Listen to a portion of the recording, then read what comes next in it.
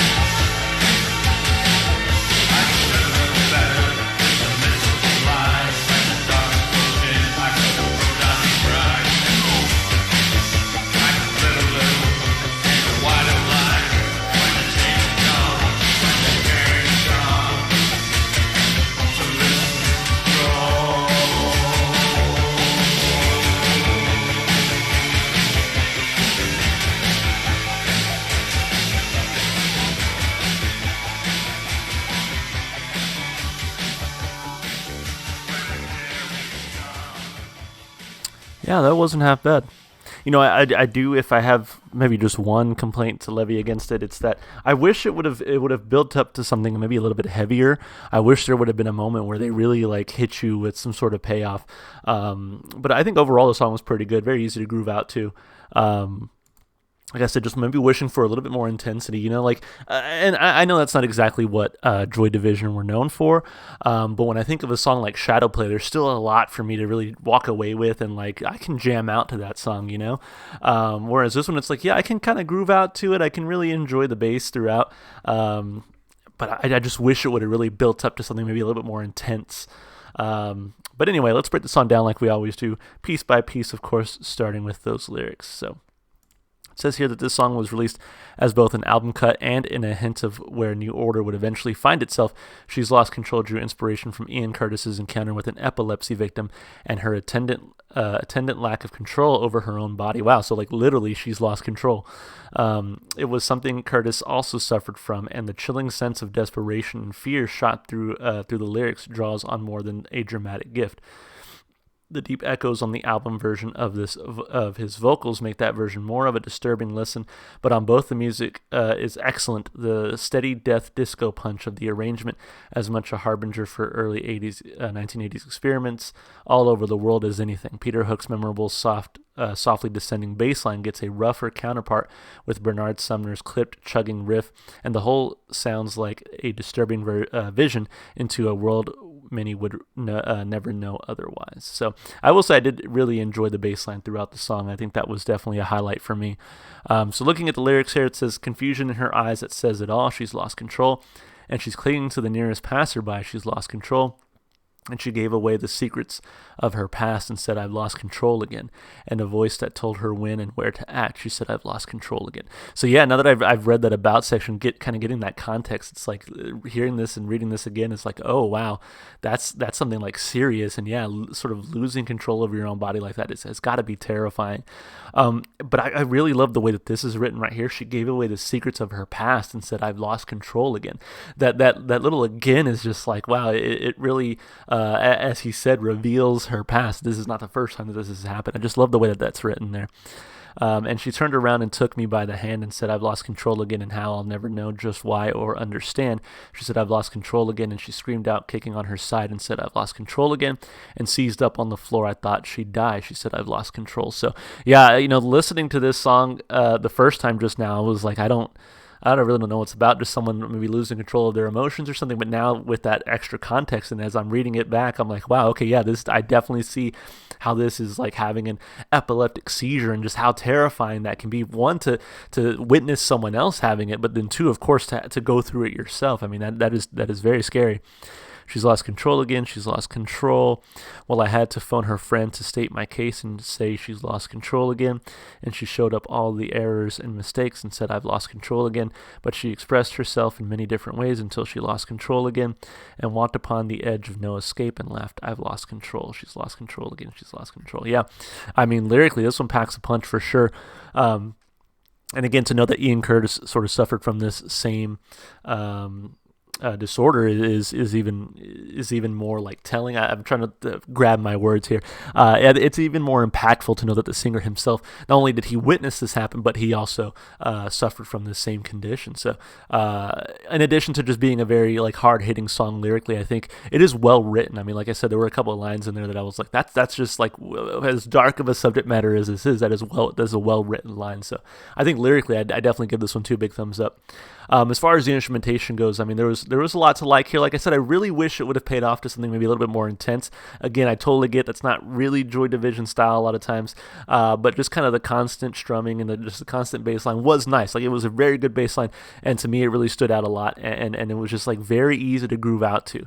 Again, just one complaint, wish it would have been a little bit more intense, especially there near the end. But I think vocally, it's very haunting, along with the lyrical content, along with the bass line. I think all that really comes together to make a very interesting experience It's almost uneasy, you know, in a lot of ways. So for that, I got to give it a thumb up for instrumentation. Then as far as replay value goes, I mean, yeah, I think this one still makes the playlist. Again, it was very easy to listen to. I really like the groove in the bass, really like the way it was written lyrically, and then of course the vocal performance to sort of match that. So I think this one still makes the playlist. Definitely not, you know, my favorite Joy Division song, I gotta say, but definitely not a bad song by any means. So I'm giving it a thumb up for replay value as well. Overall, pretty good song and a very solid request. So I want to thank whoever requested this one. I'm sure it was actually probably plenty of people. I get a lot of Joy Division requests on the channel, so thank you, everyone, for your requests. As always, if you want to be that person, just leave it in the comments. You know, let me know what you want me to review. I get so many reviews, I can't promise I'm going to get to all of them in any sort of timely manner. But, you know, the more that people ask for it, the more, you know, more likely I am to see it and kind of get it on the list. I mean, I read all your comments. I might not respond to all of them, but I read all of them. Of course, if you enjoyed the music, go support the artists. Go listen to their music wherever you can. If you want to support me, you can also you know, do all the stuff you do on YouTube, like follow, subscribe, you know, all that good stuff. You can also check the description to follow me on TikTok, Twitter, or Twitch. So, all right, guys, thank you so much for watching, and I hope you enjoyed the video, and I hope to see you in the next one. Bye for now.